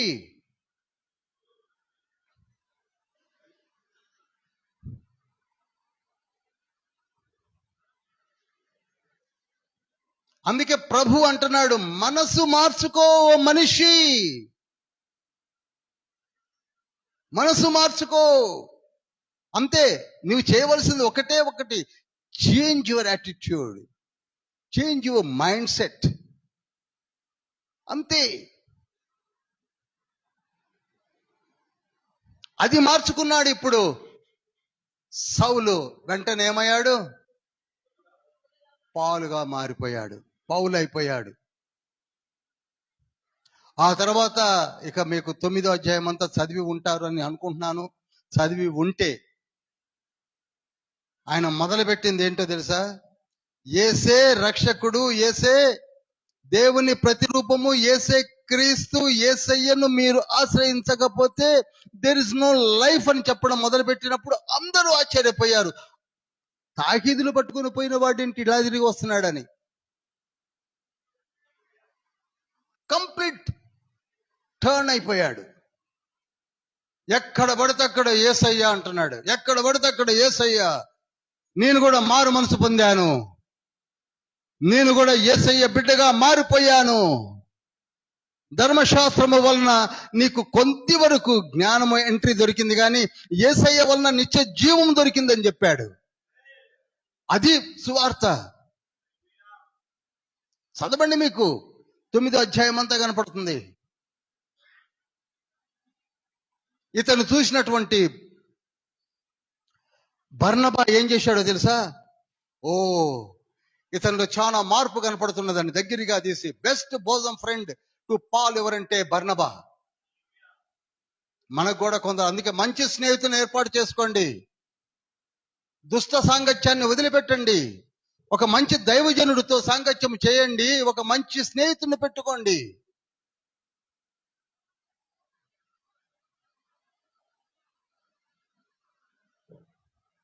వీళ్ళిద్దరు కలిసే మొట్టమొదటిగా పరిచర్య ఆరంభించడానికి పూనుకున్నారు. బర్నబా ఒక రకంగా చెప్పాలంటే బ్రేక్ త్రూ ఇచ్చాడు. పౌలు పరిచర్యకు బ్రేక్ త్రూ ఇచ్చింది బర్నబా. మనలో కూడా నేను ఎప్పుడు చెప్తుంటాను చూడండి, సిగ్గు విడిచి చెప్తాను. నాకు బ్రేక్ త్రూ ఇచ్చిన వారి పేర్లు వారు ఎదురుగున్నా చెప్తాను. నేను ఇప్పుడు మనం చెప్పుకోవడానికి సిగ్గుపడతాను, చెప్పం నోరు విప్పి. మన శిష్యులు చెప్తున్నారులేండి, ఏంటో వాడిని సొంతగా సంపాదించుకున్నట్టు, కిరీటాలు పడిపోయినట్టుగా ముసిముసి నవ్వులు నవ్వుకుంటూ తాను కష్టపడి ఏం కష్టపడి సంపాదిస్తామండి మనం? ఏం కష్టపడి సంపాదిస్తాం? బర్నబా లేకపోతే పౌలు గారు లేరు. అనేక మార్లు పౌలు గారు ఆది అపోస్తులను పరిచయం చేసుకున్నట్టుకు వెళ్ళాడు. వాడు చూసి, మేము కూడా విన్నామయ్యా, మారు మనసు పొందావని తెలిసింది, వెరీ గుడ్, మంచిగా చెయ్యి, అట్నే చేయమ్మా అన్నారే తప్ప దగ్గరికి తీసుకోలేదు. ఈనాడు మీకు ఆ అనుభవం ఉండి ఉంటుంది. నమ్మరండి, నన్నే తీసుకోండి మీరు. అరే వాడు 98 దాకా ఒక ఫూల్, వాడు మారు మనసు పొందాడంటే నమ్ముతారా అన్నారు. నమ్మితే నమ్మాడేమో కానీ బోధిస్తున్నాడా? ఆడికేమొచ్చని బోధిస్తున్నాడు అన్నారు. అప్పుడు దాకా నువ్వు పాపంలో ఎందుకున్నావు, నువ్వు మారు మనసు పొందరాదు అన్నోళ్ళు మారిన తర్వాత వచ్చి అన్నా నువ్వు మారు మనసు పొందినావా, అరే వెరీ గుడ్ అన్నోడు ఒక్కడ కనపడలే నాకు. నిజంగా నువ్వు మారినవా, నేను నమ్మనే అంటున్నారు తప్ప మారు మనసు పొందావా అన్నవాళ్ళు లేరు. నిజం చెప్తున్నాను నేను. తర్వాత పొందావేమో మరి ఏదైనా చెప్పరాదు, నాకేం వచ్చానా, నాకేం రాదు, ఓపెన్గా చెప్తున్నా, నాకు నిజంగా ఏం రాదు, అసలు బైబిలే నాకు తెలియదు, ఏదో ఒకటి చెప్పు, మా అందరికి వచ్చని చెప్తున్నామా అన్నారు. సరే నిజమే కావచ్చు అనుకో, నేను కూడా ఏదో కొద్దిగా చదివి 4 ముక్కలు వచ్చిందో రాందో పోయి సాక్ష్యంలాగా నిలబడి చెప్పి పక్కకి వెళ్ళిపోతే అలే చాలా సంతోషం అని అన్నోళ్ళు ఎవడు లేడు. వాడికి ఏం వచ్చాడో అప్పుడే చెప్పడం మొదలు పెట్టాడు. చూడండి క్రిటిసిజం. ఇదండి మన నైజం. నిజం చెప్తున్నానండి, నిజం చెప్తున్నాను. మీరు ఎవరినైనా ఎంకరేజ్ చేయడం చూశారా? నాకు తెలిసి ఎంకరేజ్ చేయరు. అందుకే మన దగ్గర ఎంకరేజ్ చేయడం కొరకే శుక్రవారం నాడు ఒక స్లాట్ ఏర్పాటు చేశాం. ఒక బోధకుడు ఇంకొక బోధకుడిని మీరు ఎప్పుడైనా చూడండి ఎంకరేజ్ చేయరు. ఇట్లా పోయిన వెంటనే వాడికి ఏమొచ్చండి, ఆడొక ఎదవ అంటారే తప్ప వెంటనే ఎక్కువ కూడా అక్కర్లా. పొరపాటున వాడు వెనక్కి తిరిగి వస్తే వీడు నాలుక గరుచుకుంటారు, ఇంకా పోలేదన్నాను అని.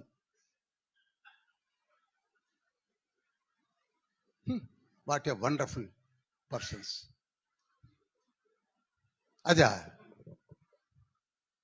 అదేనండి సేవ. ఎంకరేజ్ చేయరా? నీ కిరీటాలు ఏమైనా పడిపోతున్నాయా? నీకున్న జ్ఞానం ఎక్కడన్నా మాయమైపోతుందా? ఇచ్చేది తండ్రి. అసలు ఆ జ్ఞానం ఎటువంటిదో తెలుసా? నిజమైన జ్ఞానం ఒకసారి చదవండి, యాకోబు పత్రిక 3వ అధ్యాయం 17వ వచనము, 3:17. పైనుండి వచ్చు జ్ఞానము, అక్కడి నుంచి చదవండి. మొట్టమొదట పవిత్రమైనది, తరువాత సమాధానకరమైనది, మృదువైనది, సులభముగా లోబడినది, కనికరముతోనూ మంచి ఫలములతోనూ నిండుకొనినది, పక్షపాతమైనను వేషధారణ అయినను లేనిది అయినది. ఇది నేను చదివినప్పుడు అనుకున్నా, ఇది జ్ఞానం ఎట్లయితే? నాకు తెలిసి జ్ఞానం అంటే ఆదికాండం, నిర్గమకాండం, లేవికాండం, సంఖ్యాకాండం, ద్వితీయోపదేశకాండం, రాజులు, దీని వృత్తాంతములు, కీర్తనలు, పరమగీతాలు. నన్ను అడుగు బ్రదర్, నేను పరమగీతాలు చెప్తా, నాకు పడడం వచ్చు బ్రదర్, ఇది అనుకున్న జ్ఞానం. కానీ అక్కడ అది లేదు. మరోసారి చదవండి. మొట్టమొదట పవిత్రమైనది, పైనుంచే కొంచెం పైన చదువు. అయితే పైనుండి వచ్చు జ్ఞానము మొట్టమొదట. అది పైనుండి వచ్చు జ్ఞానము యెషయా గ్రంథం ఎట్లా ఉందో కాదు, అది పవిత్రమైనది, సులభముగా లోబడునది, మంచి ఫలములను నిండుకొనినది, పక్షపాతము వేషధారణ అయినను లేనిదినై. అది జ్ఞానం. అంతేగాని వాడికేమొచ్చండి, ఆమెకేమొచ్చండి, ఆమె బోధిస్తున్నా, ఆమెకే.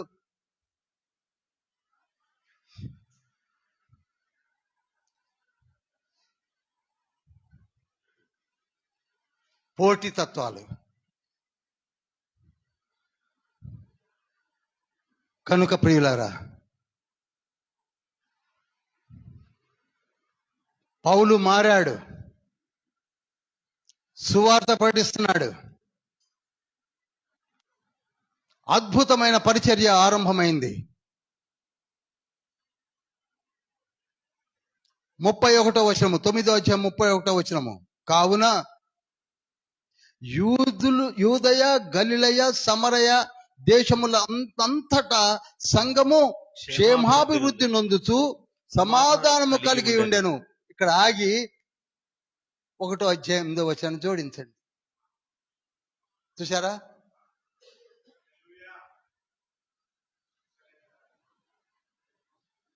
తండ్రి ఏదైతే ప్రవచించాడో ఒక్క ముక్క తప్పిపోకుండా జరుగుతూ వస్తుంది. నీ ఎడల నా ఎడల కూడా తండ్రికి ఒక ప్రణాళిక ఉన్నది. నేను నిన్నగాక మొన్ననే చెప్పాను, నేను సురేష్ గారి ఇంట ఒక బర్త్డే ఫంక్షన్లో ఒక ప్రణాళిక ఉన్నది. ఒక జీవి భూమిపైకి వస్తున్నాడంటే తండ్రి వారి ఎడల ఒక ప్రణాళిక కలిగి ఉన్నాడు. డ్యూ కేర్ తీసుకుంటున్నాడు. ఇప్పుడు సౌలు ఎడల తండ్రికి ఒక పెద్ద ప్రణాళిక ఉన్నది. ఇందాక నేను చదివాం కదా 9వ అధ్యాయం 15వ వచనంలో, ఆయన యూదయలోను రాజుల ఎదుటను ఇజ్రాయేల్ ఎదుటను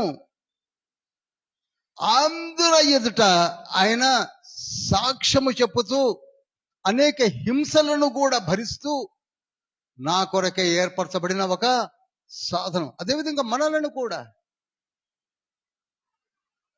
మనకెందుకు ఈ లైఫ్ ఇస్తున్నాడు ఆలోచించండి. ఎందుకు ఈ లైఫ్?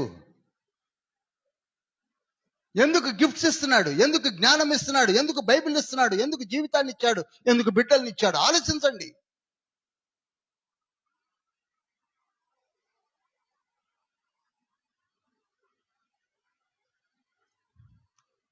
ఇక ఆ విధంగా సంఘం ఎప్పుడైతే బలపడుతూ వచ్చిందో,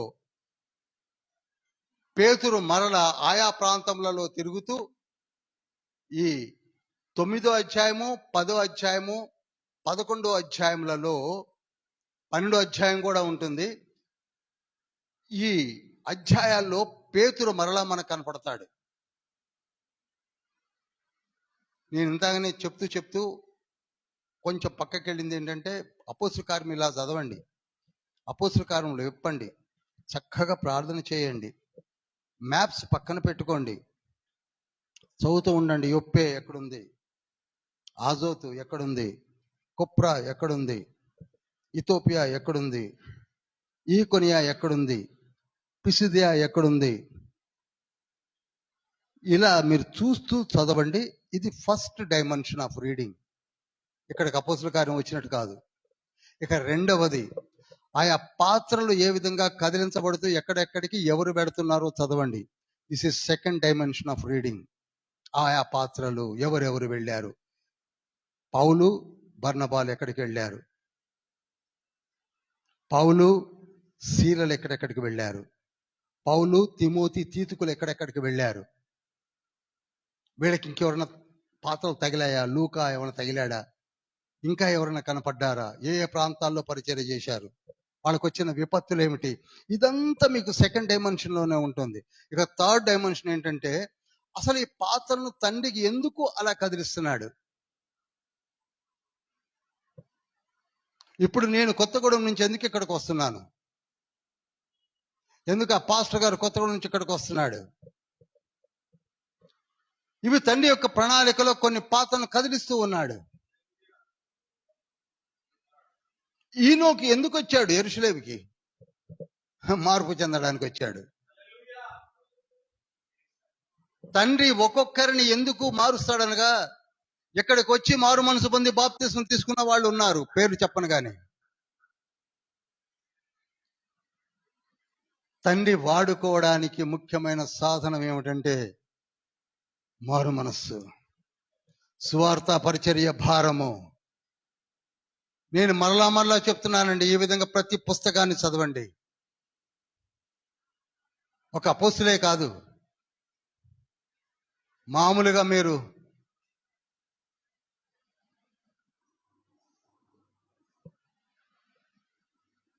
ఓన్లీ 8 minutes ఉందండి, కొంచెం ఓపిక పట్టండి.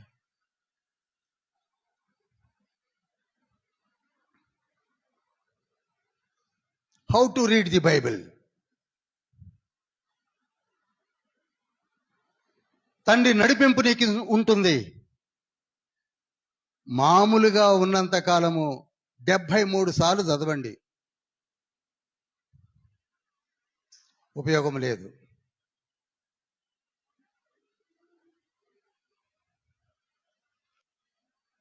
ప్రతి పుస్తకం అలా చదవండి, టైం పట్టొచ్చు. ఏ 4 ముక్కలు పట్టుకొని వాటి మీదనే కూర్చొని ఆలోచిస్తే ఎక్కడెక్కడికో వెళ్ళిపోతాం ఊహల్లో. ఇప్పుడు పేతురు వచ్చాడు. ఎక్కడికి వచ్చాడు? ఈయన లుద్దాకు వచ్చాడు. అక్కడ 8 సంవత్సరాలు పక్షవాయువుతో బాధపడుతున్నటువంటి ఒక వృద్ధుడు ఉన్నాడు. అతని పేరు అయినయ్య. అతన్ని లేవనెత్తేశాడు. అసలు పేతురికి పడిపోయిన వాడిని లేవనెత్తడం ఆయనకి అలవాటు. ఎందుకంటే పుట్టి కుంటి వాడిని అపోస్తుల కార్యములు 3వ అధ్యాయం లేపేసినోడు కదా. అయినంతసేపు ఆ విశ్వాసం ఆయనలో బలంగా ఉంది. నీకు విశ్వాసం బలంగా ఉన్నప్పుడు బోధించే ప్రతి బోధ కూడా బలంగానే ఉంటుంది. ఆయనయ్య కమాన్ గెటప్ అని లేచాడు. ఆ తర్వాత అంతలోనే ఆయనకు ఒక న్యూస్ వచ్చింది. ఏంటంటే, అయ్యా ఇక్కడ దోర్కా అనే తబిత సిక్ అయిపోయింది. సిక్ అయితే పర్వాలేదు కానీ చనిపోయింది అన్నాడు. ఓకే, ఆయన ఫెయిత్ చూడండి. ఎందుకు వెంటనే గుర్తుకొచ్చి ఉండొచ్చు. యాయిరు కుమార్తె చనిపోయినప్పుడు యేసుక్రీస్తు ప్రభు వారు యాకోబును పేతురుని వెంట పెట్టుకొని ఆవిడ నిద్రించుతున్నదే కానీ మీరేమీ అధైర్యపడకండి అని చెప్పి వెళ్ళిన సీన్ అంతా గుర్తుంది. వెంటనే ఈయనకు ఆ సీన్ గుర్తు చేసుకున్నాడు. అదండి ఫెయిత్ అంటే. కమాన్ అన్నాడు, వెళ్ళాడు, మోకాడు అన్నాడు, ప్రార్థన చేశాడు.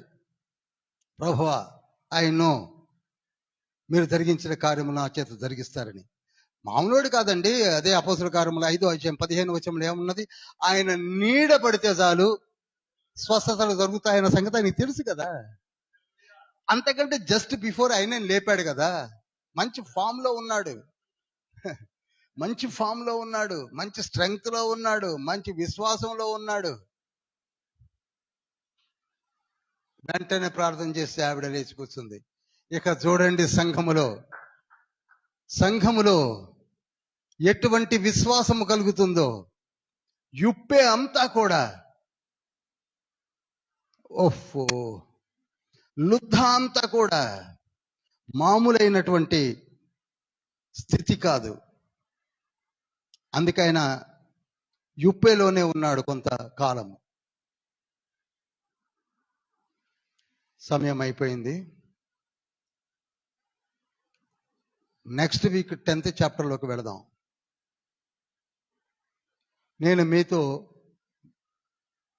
చివరి పలుకులు చెప్పేది ఏమిటంటే, ఒక డిటర్మినేషన్ తీసుకోవాలండి. అందరికీ అప్పీల్ చేసి చెప్తున్నాను. Without having any determination you could get nothing, waste. అందుకే మారు మనసు పొందావంటే నీవు నూతన సృష్టి అని మనము ఎగురడం కాదు. నూతన సృష్టి క్వాలిటీస్ కూడా నీలోనికి రావాలి. 98 ఏప్రిల్ 20న మారు మనసు పొందాక ఇంతవరకు బైబిల్ నేను ముయ్యలేదు. అలాని జ్ఞానవంతుని అంటం లేదు. చదువుతూనే ఉన్నాను, చదువుతూనే ఉంటాను, చదువుతూనే చచ్చిపోతాను. మనకేం తెలుసండి? అదొక సముద్రము. యోబు గ్రంథం 11వ అధ్యాయం 7వ వచనంలో ఉంటుంది. యోబు గ్రంథం 11వ అధ్యాయం 9వ వచనంలో ఉంటుంది. హబక్కు గ్రంథం 2వ అధ్యాయం 14వ వచనంలో ఉంటుంది. సముద్రము. మన బుర్ర ఎంత? ఏదని తెలుసుకోగలము? ఎక్కడికని వెళ్ళగలము?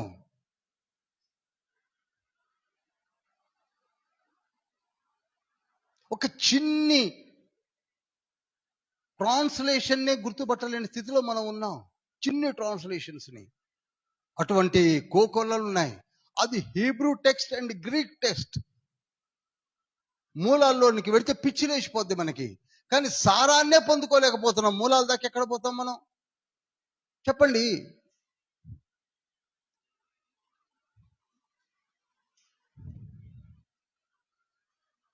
బెంగళూరులో జరిగిన సంఘటనగా బెంగళూరు దాకా వెళ్ళి చూడనక్కర్లా. నమ్మితే ఇక్కడైనా నమ్మచ్చు.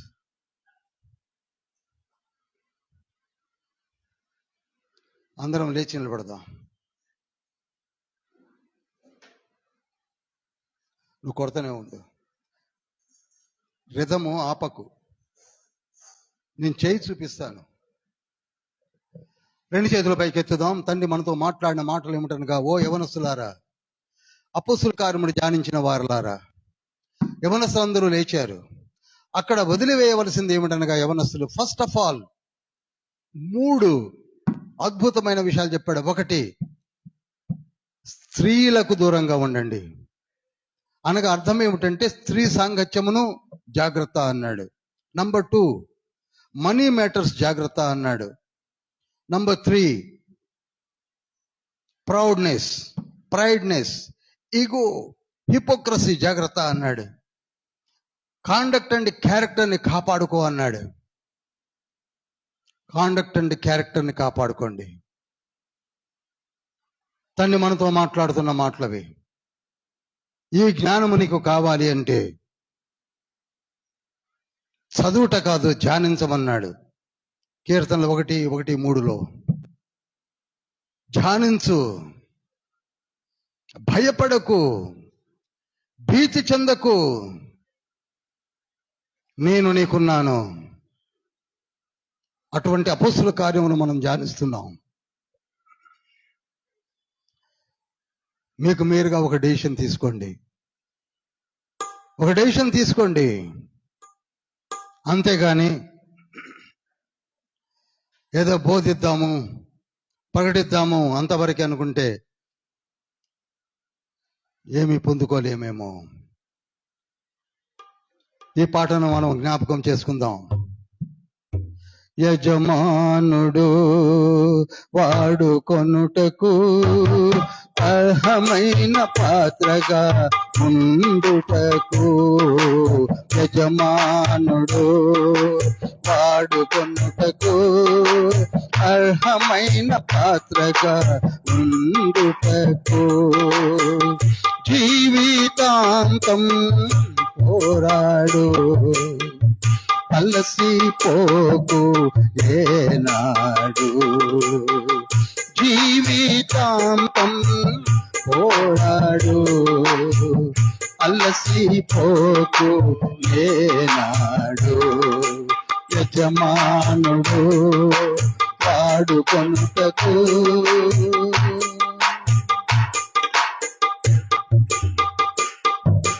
యవ్వనే చెలను వీడుమో, యేసు ప్రభువును వేడుమో. యవ్వనే చెలను వీడుమో, యేసు ప్రభువును వేడుమో. నీతిని విశ్వాసమును ప్రేమను సమాధానమును, నీతిని విశ్వాసమును ప్రేమను సమాధానమును వెంటాడుము, శోధించుము, సాధించుము. వెంటాడుము, శోధించుము, సాధించుము. జీవితాంతం పోరాడు, అలసిపోక ఏనాడు. జీవితాంతం పోరాడు, అలసిపోకు ఏనాడు. ఎప్పుడు తీసుకుంటావో, ఏ నిర్ణయాన్ని ఎన్ని గంటలకు తీసుకుంటావో, ఏ రోజు తీసుకుంటావో, ఎన్ని రోజులకు తీసుకుంటావో, నీ జీవితం నీకే వదిలివేయబడి ఉన్నది. నీ గురించి ఒక్క నిమిషం ఆలోచించుకో. Where you are. పౌలుని తండ్రి మార్చేశాడు, ఆది అపోస్తులనే మార్చేశాడు. పిరికివాడైన పేతురు మారిపోయాడు. ఏది నమ్మనటువంటి దిదుమానబడే తోమ మారిపోయాడు. ఫిలిప్పు చెప్తే నేను నమ్మను అనుకుంటూ వచ్చినటువంటి నతానియేలు మారిపోయాడు. మరి మనము కూడా మారాలి కదా.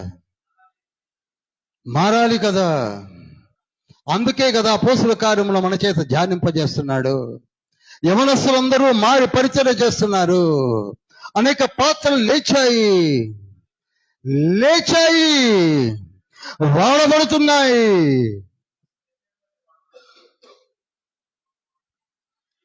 Take your own decision. ఒకే ఒక తీర్మానం తీసుకో. స్త్రీలైనా పురుషులైనా మరి ఎవరైనా సరే నీ చేతిలోనే ఉన్నది. మొట్టమొదట దేవుని రాజ్యమును నీతిని మీరు వెతుకుడు, తత్తిమ అన్నియు మీకు అనుగ్రహించబడును అని చెప్పాడు యేసయ్య. మత్తయి సువార్త 6వ అధ్యాయం 33వ వచనములో. ఆలోచించకు, సమయమును వృధా చేసుకోకు. ఈ సువార్త గాక మరొక సువార్తలు ఈ లోకంలో కనపడుతూ ఉన్నాయి. ఆ సువార్తలు కాదు కావలసింది. నీవు వాడబడాలి, నువ్వు సువార్తను ప్రకటించాలి, నీవు కూడా బలపడాలి, నీ ద్వారా అనేకులు రక్షణలోనికి రావాలి. అది నిజమైన సువార్త. ఈ సువార్త నిజముగా ప్రకటించేవారు నిద్రపోరు. నిద్రపోవాలన్న నిద్ర పట్టదు. అహర్నిశలు వాక్యాన్ని బోధిస్తూ ఉంటారు, లేస్తూ ఉంటారు, ప్రకటిస్తూ ఉంటారు, ప్రకటిస్తూ ఉంటారు, ప్రకటిస్తూ ఉంటారు. హల్లెలూయా, హల్లెలూయా, హల్లెలూయా, హల్లెలూయా.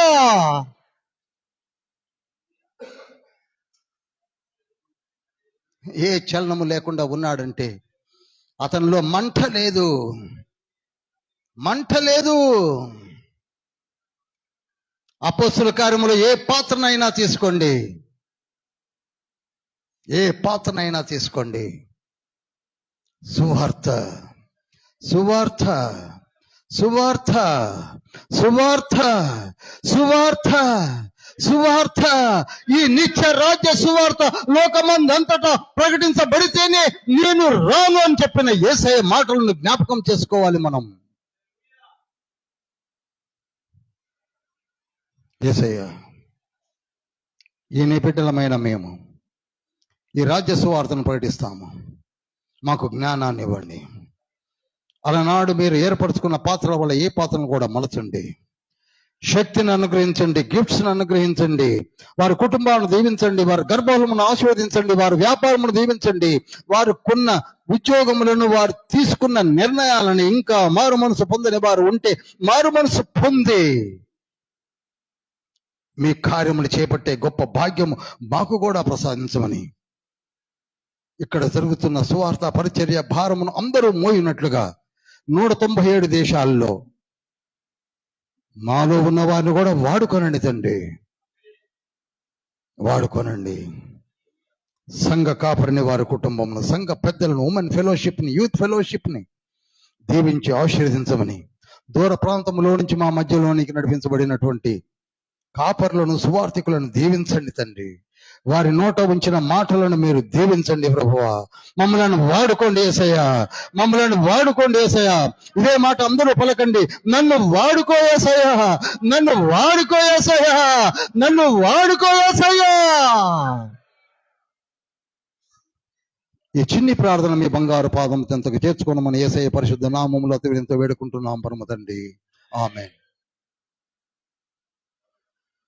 పరలోకమందున్న మా తండ్రి, నీ నామం పరిశుద్ధపరచబడిన గాక, నీ రాజ్యం వచ్చును గాక, నీ చిత్తం పరలోకమందు నెరవేర్చబడినట్టు భూమి యందు నెరవేర్చబడిన గాక.